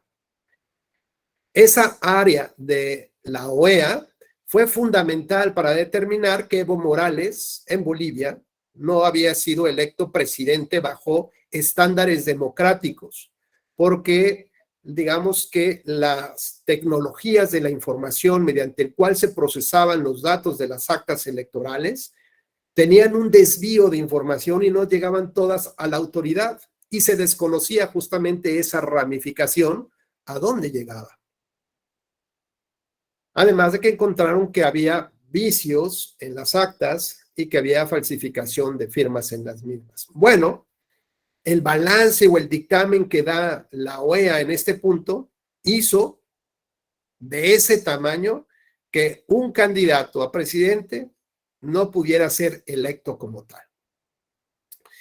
Hace un par de horas estaba dándole una charla a funcionarios del Tribunal Electoral de la Ciudad de México y otros más por ahí que estaban ahí en el curso, y hablábamos sobre la justificación de las decisiones judiciales. Y llegamos a un punto final, que es lo que quiero yo participarles. Cuando se emite una decisión judicial, ¿no? Los jueces toman una decisión, llega un momento en que les tiene, como decíamos en mi época, les tiene que caer el 20, ¿no? Es decir, la monedita ya cayó y empieza a funcionar empieza a funcionar la maquinita. Y les puse este ejemplo. Fíjense que las pruebas o los hechos probados en un expediente son pequeñas partecitas de una realidad, ¿no? Y ahí les va el caso. Conozco una pareja donde ella es muy celosa de los tiempos en que debe llegar el novio, ¿no? Y el novio siempre llegaba tarde. Así que le pone un ultimátum, una regla, y le dice, la próxima vez que llegues tarde, te corto. Bueno, así se decía antes. Ahora pueden decir, bajo tu foto de mi perfil. No sé ahora cómo se diga. Pero bueno, en mi época era te corto.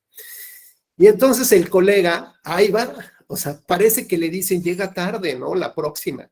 Y no llega 1 ni 2 minutos, llega 35 minutos tarde al gran evento de la novia. ¿Por qué? Porque iba a ser madrina, dama, como quieran, de la boda de una de sus mejores amigas. Y el fulano llega tarde. Bueno, pues ya la chava estaba toda histérica, ¿no? Y entonces nada más oye los gritos desde fondo, le abre la puerta, ¿no? Y el chico lo único que alcanza, ni siquiera a decir, hacer es mostrar las manos en alto, las manos todas sucias, pero sucias, y señala hacia abajo del carro. En ese momento, la chica dijo, qué tierno te ves, tienes las manos sucias porque sabes cambiar la llanta de un carro. O sea, lo único que te falta es el mazo de Thor para ser hijo del dios del trueno. O sea, hasta se sacó una foto, ¿no? Porque dijo, este es el chico de mi vida. A ver, sabe cambiar llantas de carro el vato, ¿no? O sea, él no me va a dejar tirado, nada que marque un Uber y que veo, él sabe cambiar llantas de un auto. Por lo tanto, es el chico de mis sueños. Así que le permiten la entrada, se terminan de arreglar, ¿no? El cuate de verdad se ve que está sudando, pasando ahí la gota gorda y libera la problemática. Si esto fuera parte de un expediente, tendríamos pequeñas partecitas de la realidad probadas, ¿qué? Pues el tiempo a la hora que llegó, unas manos sucias y luego el señalamiento hacia la parte baja del vehículo. Entonces solamente tenemos 3 pequeñas partecitas de la realidad, que es lo que los abogados presentan ante los tribunales, pequeñas partes de una realidad. Sobre estas pequeñas partes se construye una historia, a lo mejor no tan volada como la que inventó la niña, ¿no? Es decir, que era prácticamente hijo del dios del trueno, hermano de Thor y de Loki, y entonces que con él se iba a casar, ¿no? Casi. Esta historia que construyó sobre estos pilares llegó a una conclusión, que era prácticamente hermano gemelo de Thor. Hasta guapo ya lo veía. Es decir, que la conclusión probatoria estaba sustentada justamente en estos elementos. Y ahora lo que habría que tener en consideración el juez es si esta conclusión probatoria tiene sustento. Primero que nada, si realmente es hijo del dios del trueno. Segundo, si tiene una relación con Loki o no. Tercero, si había una llanta ponchada. Y cuarto, si él realmente cambió la llanta. Y quinto, si por esa razón llegó tarde a la cita que tenía. Es decir, La conclusión probatoria de esta historia, pues evidentemente no está probada. Pero ¿en qué momento al juez o el juez dice, sí, te la compro y te la creo? Si es hijo de Loki, si es hijo del dios del trueno, ¿no? Como tal, y no es adoptivo. ¿En qué momento el juez? Pues bueno, decimos, o en mi época decíamos, cuando te cae el 20. Ahora elegantemente se dice, tengo plena convicción de que así sucedieron los hechos, ¿no? Y entonces, cuando decimos que ya cae el 20 es porque efectivamente creemos que la historia es cierta y por lo tanto procedemos a la consecuencia jurídica, ¿no? Entonces, en este caso, Armando Acosta, ¿estás por ahí?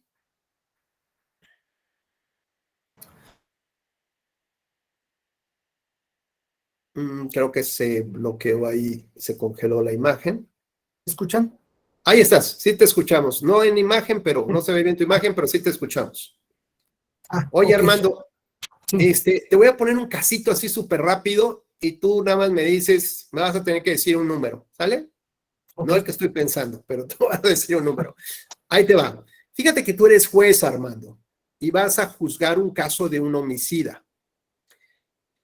Si yo te dijera que del 1 al 10, el 1 es, tienes todas las dudas de que este colega haya matado a la víctima, y 10, tienes prácticamente la certeza, ¿no? Casi fuiste testigo presencial de los hechos y te cayó el 20, y por lo tanto lo vas a condenar. Del 1 al 10 en esta escala, ¿con qué número o en qué número tú dirías, cuando llegues a este punto ya te condeno y eres culpable? Del 1, tienes todas las dudas del caso, 10, no tienes ninguna duda. Del 1 al 10, ¿con cuál juzgas? Digo, ya con cuál emites una sentencia de culpabilidad. Con el 8. Con el 8, muy bien. ¿Por qué, digamos, tan alto te vas? ¿Por qué no con un 5, un 4? Tomando en consideración que el 1 es casi nada y el 10 es todo, el medio sería 5. Entonces, para tener un poquito más de certeza, de convicción de las razones que han expuesto las partes en controversia, considero que el 8 puedo tener datos suficientes de convicción para determinar o para emitir una sentencia. Oye, y si la sentencia que le toca es la sentencia máxima, digo, no hay pena de muerte, pero si fuera 50 años más 70 más 20 y sacarle raíz cuadrada y súmale 3 y no sé cuánto, ¿seguirías con 8 o te vas a un 9? Seguiría con el 8. Muy bien, gracias, Armando. Karen, ¿tienes oportunidad de abrir tu micrófono? Gracias, Armando. Listo.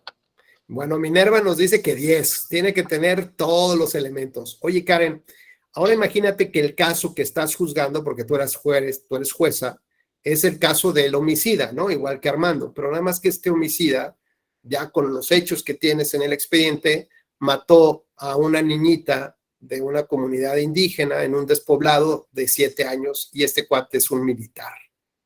Además la violó. Del 1 al 10, ¿con cuánto condenas?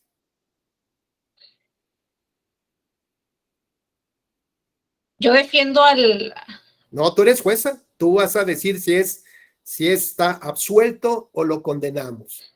En esta escala del 1 al 10, ¿con cuánto dices con este feminicida y con este violador de niños? No necesito mucho, con 4 lo juzgo.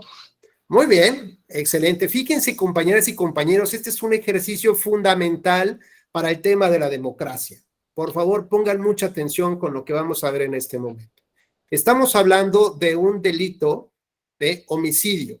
En el caso del juez Armando Acosta, él considera que necesita tener, a partir de un 8, la certeza de que la historia que se construyó sobre las pequeñas partecitas de la realidad y que están probadas, ¿no?, le hacen creer que esta historia tiene mucho de ser cierta y que por lo tanto ameritaría que el error que como ser humano puede cometer al juzgar a una persona se distribuya de una manera más adecuada. ¿Esto qué significa? Que Armando prefiere tener digamos, a los verdaderos culpables en la cárcel y no a inocentes que estén en la cárcel, ¿no? Ahí está muy claro. En el asunto de Karen, también se trata de un homicidio, pero Karen no vacila ni un segundo para decir que desde un 4 ella condenaría al homicida. Aquí hay otros elementos específicos que se agregan. Y estos elementos específicos, Abel, Axel, tienen que ver con los valores que hoy en día consideramos que debiéramos de proteger de una manera contundente, sin duda alguna, así como lo hizo Karen. ¿Por qué estamos pidiendo que en el feminicidio existan reglas diferentes para juzgar a los homicidas de mujeres, ¿no? O de niños, por ejemplo, de la población infantil, y no, digamos, como normalmente se hace? Porque entonces tendríamos, como en el caso de Armando, solo a los que verdaderamente se demostró que son culpables en la cárcel. ¿Esto qué significa? Que con un 7, Armando liberaría, con un 6 igual.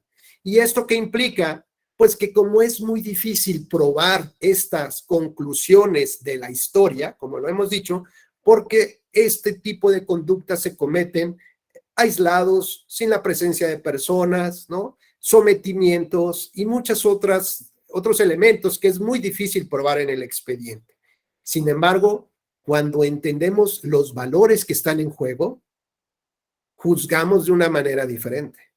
Y lo que está haciendo Karen en este momento es distribuir el error humano de una manera más importante, a partir de una justificación, y lo que Karen no nos ha dicho es que prefiere tener gente inocente en la cárcel, que tarde o temprano saldrá, pero lo que no quiere es que haya violadores y asesinos de mujeres y de niños en la calle, que por un error en el expediente, por una mala interpretación de las pruebas o de la historia o de la conclusión probatoria, esté libre. Fíjense entonces, si esto lo trasladamos al tema de la democracia. Abel, ¿dónde crees que esté el verdadero cáncer hoy en día en estos procesos de la democracia? ¿Dónde crees que haya un dolor fundamental que lastima, ¿no? Como si fuera un cáncer a la democracia, y que no podemos vivir plenamente justamente en una democracia fortalecida? Gracias, Karen, por tu participación, muy valiente. Yo también te apoyo, ¿eh? Cuéntanos, ¿dónde crees que puede haber, o alguien que además de Abel pueda haber, dónde hay estas dolencias importantes de la democracia en México?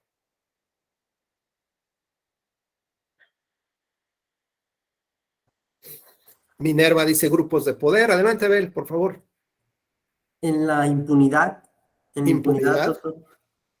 Me parece muy bien. Habrá que tocar la puerta de las fiscalías especializadas en delitos electorales y ver cuántas consignaciones tiene, cuántos asuntos han terminado en juicio, con cuántas sentencias, ¿no? Y cuántos, pues, no se ha logrado, digamos, tener esto lo que hicimos en este ejercicio con Armando y Karen, se llama estándar probatorio. Los estándares probatorios tienen que estar establecidos previamente a juzgar el caso, para que la gente sepa que no solamente el tribunal o los jueces van a resolver un asunto, ¿no? El asunto que les llega, sino necesitamos tener la predecibilidad de saber en qué momento ya va a condenar o no va a condenar. Entonces, justo lo que señalas, bueno, ¿cuántas veces ha habido denuncias, quejas y tal? ¿Y en qué termina? Pues prácticamente en un aplauso. ¿Qué otro delito, qué otra irregularidad consideran importante que afecte de manera relevante a la democracia o a los procesos electorales? Yo hace rato dije el dinero. La lana sucia en las campañas electorales está presente y eso afecta. ¿Qué más se avienta a pensar en otra cosa? El fraude electoral, doctor. Muy bien, Laura. Fraude electoral, y que además no haya consecuencias por ese fraude en las distintas vertientes, matices y tipologías que existe del fraude electoral. Karen, adelante, por favor. El marketing político. Ok, ¿por qué en específico? Pues porque le dice a la población lo que quiere escuchar y no lo que es ni lo que van a hacer. Correcto. Infracciones, Santiago dice infracciones por parte de las personas del servicio público. Por ejemplo, en una plática que di para organismos electorales locales, que también estuvo muy nutrida, por cierto, pues justamente hacíamos estos análisis, ¿no? Y decíamos que queríamos a los mejores candidatos. Y todos, sí, claro, porque son muy traidores y traicionan y no sé cuál. Pero también necesitamos a las mejores autoridades electorales. Aquellas que no entren con el afán de hacer un negocio, ¿con qué? Con la papelería, o un negocito con los puestos, o un negocito con los candidatos. Y aquí te vigilo tu queja, compadre. ¿Cuánto cobras? Pues 3 millones, 1 millón. Y entonces se abre el mercado, se abre el martes de frutas, verduras y candidaturas, ¿no? Que muchos consejeros que sé y que me consta hacen tropelías y luego ya resulta que el papá ya tiene terrenitos y casas. Pero ¿de dónde salieron? Bueno, adelante María Eugenia, por favor.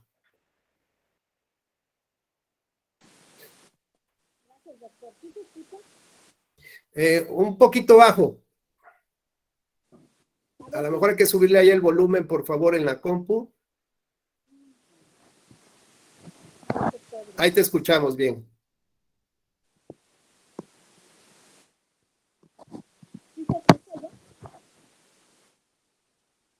No, casi no se escucha, María Eugenia. Si quieres por el chat, ponnos ahí el dato.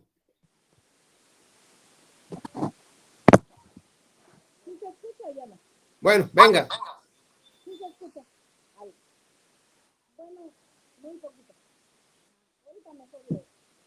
Ok, va que va. Sí, porque la verdad no se escucha muy bien.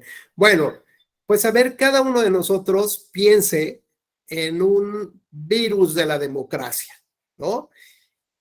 Y entonces analicemos, por ejemplo, el caso donde un tribunal, o le piden a un tribunal que anule una elección por, digamos, porque expulsaron a los representantes de casilla, por ejemplo, o porque, no sé, algo raro pasó, cambiaron de domicilio, alguna de las causales de nulidad de elección.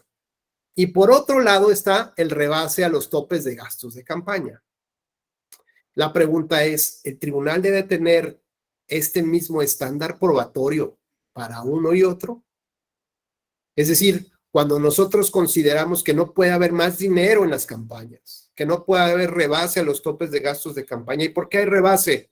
Pues porque a los candidatos no les importa de dónde sacan el dinero con tal de ganar las elecciones.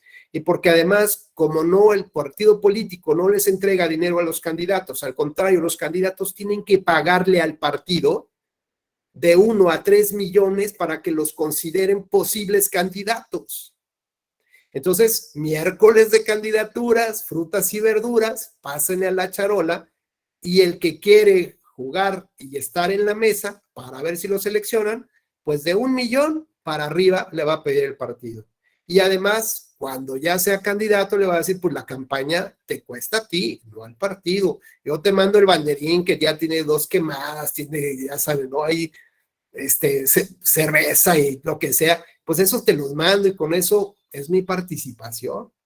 Y entonces el candidato, además de que ya pagó por la candidatura, pues ahora tiene que conseguir dinero. ¿Pues de dónde? Pues del compadre, de la familia, y pues seguramente se le acercarán personas que tengan recursos. Decían en un libro que se llama Dinero bajo la mesa, que justamente en los años donde hay elecciones, la cantidad de flujo en efectivo que suelta el Banco de México se amplía 6 tantos más de lo que pasa en otros años. Solo, casualmente, en los años donde hay elecciones. ¿Qué nos intenta decir esto? Bueno, pues que hay dinero, portafolios, maletas de dinero en efectivo que viajan de un lado al otro y que entre los partidos políticos lo saben, pero nunca se van, digamos, nunca van a evidenciarlo como tal para destruir el sistema de partidos políticos. Entonces, el estándar probatorio, como platicamos en el caso de Armando y Karen, necesitamos tener claridad en cuáles son los valores superiores que hoy debemos de defender la democracia y por lo tanto tienen que ser juzgados de una manera diferente.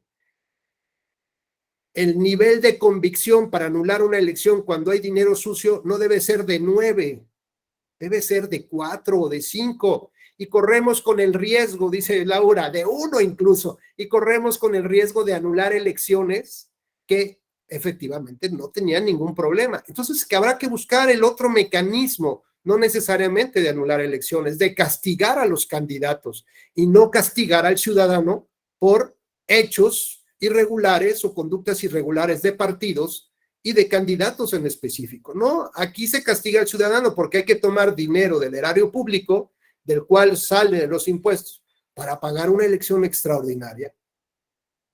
O sea, ¿en qué cabeza cabe que el que termina siendo el culpable es el menos culpable? Entonces tendríamos que perfilar las normas sancionatorias en función justamente de los verdaderos culpables y castigarlos de manera objetiva y dura. ¿Y qué va a pasar con esto? Bueno, pues después de que se empiecen a hablar o que empiecen a castigar a estos personajes por este tipo de conductas, pues seguramente habrá algunos inocentes que a lo largo del proceso demostrarán lo contrario. Pero por lo pronto, muchos de ellos ya no tendrán participación ni dentro de un partido político, ni como servidores públicos, ni mucho menos como candidatos para futuras elecciones. Y esto sí pudiera ser un ejemplo para que los demás pues no intenten volver a burlar a la autoridad y a la sociedad como tal. Pues bueno, pues esto es uno de los ejemplos con los cuales hoy como sociedad deberíamos de trabajar, porque al final de cuentas, la democracia no solamente se trata de las reglas procesales o de las reglas del juego por el cual nosotros votamos para la renovación del poder público. No solamente se trata de decir si realmente vivimos en una democracia que tenga estos 3 elementos: respete a las personas, las opiniones de las personas, tenga oportunidad de escuchar razones y trate de construir acuerdos para el bien común.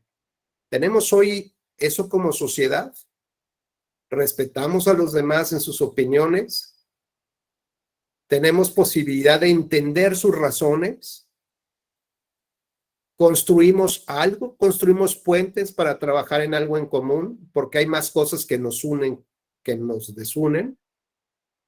Si no tenemos esos 3 elementos, por mucho que le pongamos con mayúsculas la palabra democracia, no vivimos en una democracia, porque insisto, la democracia no solamente es que el pueblo elija a sus gobernantes, sino la calidad con la que ejerce ese poder del voto, la calidad de información que tiene de esos candidatos, la calidad de autoridades que elige y busca que los partidos políticos elijan también a sus mejores candidatos. Si no tenemos eso, no tenemos democracia.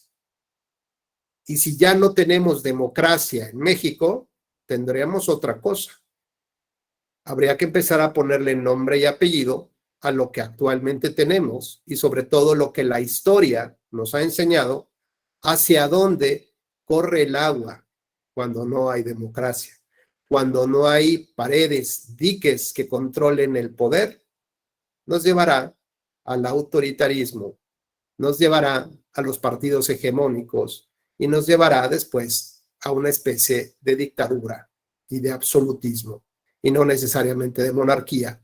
Y lo único que vendrá a tratar de cambiar y darle vuelta a la hoja serían movimientos disruptivos de ese sistema, con lo que ello implica, con violencia, inseguridad.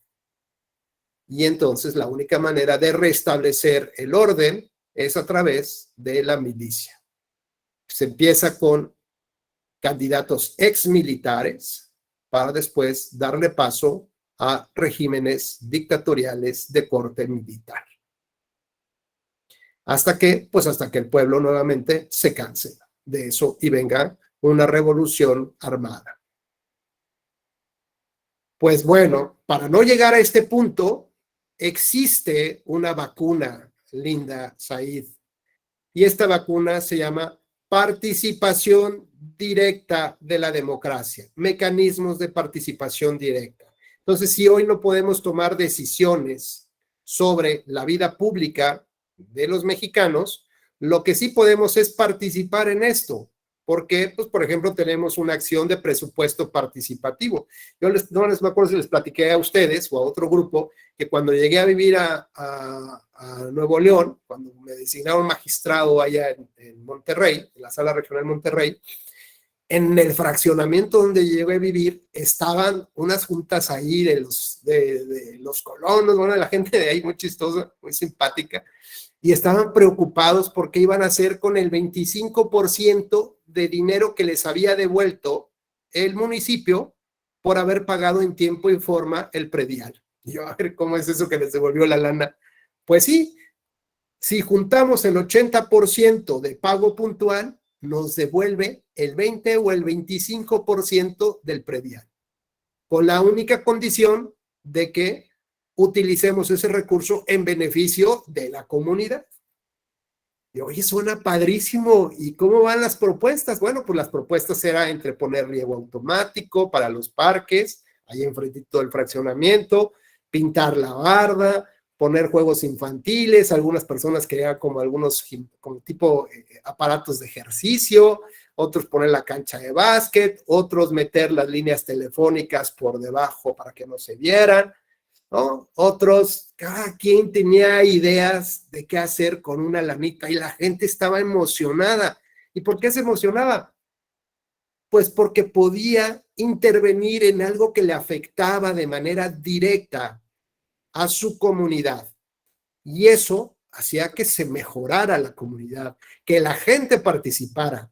Oye, yo quiero la canchita de fútbol, o la canchita de básquet, o no sé qué, y el otro y tal cosa, ¿no? Y entonces decían unas, no, bueno, hay que ponerle techo a la palapa, decían las señoras, y de una vez contratamos todo un año una maestra de yoga y de pilates, y que hay que venga con la señora.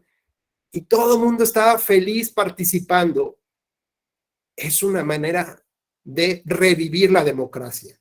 Si esto se hubiera, digamos, unido a 2, 3, 4 fraccionamientos ahí en San Pedro, en Monterrey, bueno, pues ahora imaginen si esto lo llevamos a todo Monterrey, a toda la alcaldía de Coyoacán, ¿no? Donde efectivamente las legislaciones locales establecen la participación en el presupuesto participativo. Bueno, intervenir, decidir en el presupuesto participativo. Hay problemas técnicos, me queda claro. ¿Por qué? Pues porque se han, digamos, controlado las propuestas a efecto de descalificar los proyectos porque no cumplen las especificaciones técnicas de un proyecto. Ya sé también que los recursos son mínimos los que se devuelven, ¿no? Para que la gente decida sobre ellos. ¿Qué se requiere? Pues yo me imagino, por ejemplo, de esta comunidad estudiantil que tenemos, que son casi, bueno, 41 personas, 40 más o menos, quitándome yo, 40 personas, yo me imagino que a lo largo de su taller, su diplomado, van a intentar generar algo, o simplemente cada uno se dispersará en su ambiente, o estas palabras que les digo realmente los motivarán para intentar hacer algo más, por ejemplo, una lista de correos electrónicos del trabajo de cada quien, a lo mejor que alguien dijera Claudia, ¿no? Laura, Karen, Linda, Armando, David, no sé, que dijeran, oigan, a ver, que de este grupo saquemos una propuesta en común. Intentemos realmente construir democracia. A ver, criticamos al gobierno, criticamos a México. 40 pelaos, ¿no podríamos construir democracia en nuestro grupo? A ver, ¿qué tan difícil es? Hagamos un experimento. Primero que nada, escojamos a un líder, o 2 líderes, o 3 líderes, porque creo que no hay herencia aquí. Aquí la herencia no funciona. Entonces, bueno, ya cumplimos con el primer requisito de que somos democráticos porque elegimos a un liderazgo. ¿Para qué? ¿Quién sabe? Pero ya elegimos uno, ya, palomita. Segundo punto, ¿realmente respetamos a los demás? No, hombre, míralo, ese ni se mueve, parece que es una máscara, ni participa y no hace nada y todo critica. Bueno, a ver, las críticas déjenlas a un lado. Hablemos en positivo. ¿Realmente respetamos a los demás? ¿Queremos entender sus razonamientos? No manches, este ni piensa, parece que estudió en la nocturna, no emite más que 2 palabras y monosílabos, sí, no, y ya, no tiene razones, y empieza luego a eruptar cosas y decir y protestar y decir que, no, pues ese vato va terminando fuera del plan de la democracia. Hay que identificarlo y hay que separarlo.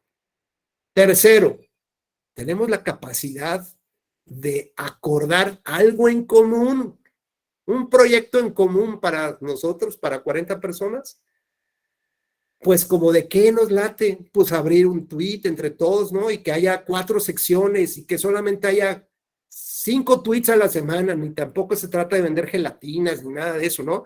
¿Cuáles serían? Pues a ver, los 3 temas de la democracia principales. Yo considero uno tiene que ser mujeres, otro tiene que ser las reglas electorales, ahorita que bien está de moda el tema de la reforma electoral, y yo pues a lo mejor pues ciudadanía en términos generales.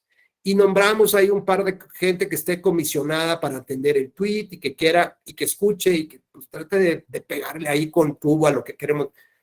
Ese es un proyecto, no sé qué impacto tenga, pero finalmente es un proyecto. La pregunta es, ¿tendríamos capacidad nosotros 40 críticos del sistema, críticos de la democracia? ¿De verdad será tan difícil elaborar un proyecto democrático? Es pregunta. Si al final del curso no pasó nada, significa que es harto difícil, muy complicado.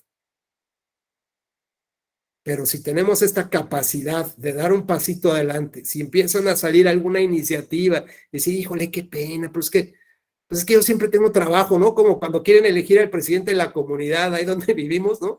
Oye, Rubén, ¿y tú por qué? No, hombre, no es, híjole, es que, no, es que, mira la hora a la que vengo llegando, ¿no? Aquí se requiere alguien que realmente esté todo el tiempo, ¿no? A ver, se requiere ganas de hacer las cosas y trabajar un poco también, ¿no? Oye, pero es que ya llevas 20 años viviendo en la comunidad y nunca has hecho, ni siquiera has sido tesorero ni vocal, bueno, ni hablas al 911 cuando se está quemando el árbol ni nada. No, híjole, es que ya ves que mi teléfono no está en la zona, ¿no? Siempre hay alguna dificultad. Bueno, pues, queridas compañeras y compañeros, insisto que para mí siempre es un verdadero placer, me darían ganas de seguir platicando tantas cosas más y experiencias, pero pues nos llega la guillotina del tiempo. Así que, pues esperaría yo, creo que ya no sé si vamos a seguirnos viendo o no, pero porque bueno, como ustedes saben, estoy sustituyendo al catedrático que originalmente estaba asignado, anda con temas de complicación de salud, pero esperemos que pronto esté con nosotros, y si no, pues ni modo, me tendrán que seguir aguantando otro ratito más. Así que bueno, pues estoy seguro que nos vemos a la vuelta de la esquina, y ya saben, mi Twitter es @RubénBecerra, RB de Victoria, @RubénBecerra, RB de Victoria, y ahí intentamos, sí, seguir haciendo comunidad, ¿vale? Pues deseo que tengan muy bonita tarde, descansen y nos vemos mañana. Al contrario, gracias Magda, gracias Karen por participar, Armando, Linda, ya no supe si eras más viridiana que Linda, pero bueno. Gracias. Muchas gracias, Javier, Abel, muchas gracias, Laura, muy gentil, sus gritos animados siempre son muy buenos.